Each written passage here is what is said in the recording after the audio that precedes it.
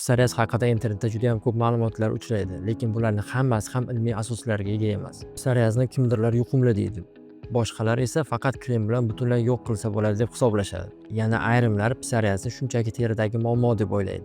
Shunaqa miflar sababli ko'p insonlar noto'g'ri qarorlar qabul qiladi. Keling bugun ijtimoiy tarmoqlarda eng ko'p uchraydigan 3 ta mifni ilmiy ma'lumotlar asosida ko'rib chiqamiz. Birinchi mif: psoriaz yuqumli.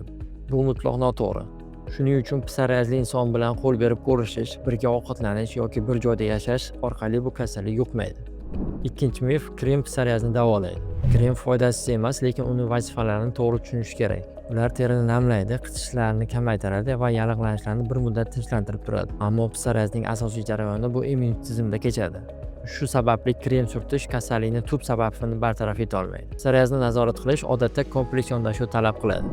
Uchinchi mif: psoriaz faqat teri kasalligi. Ko'pchilik psoriazni terida qizarishlar va oqarish kepaklanishlar bilan bog'laydi.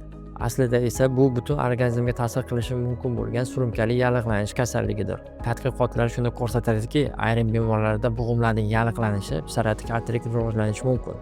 Bundan tashqari psoriaz yurak qon tomiri kasalliklari va semizlik xavfini oshirishga ham sababchi bo'lishi mumkin.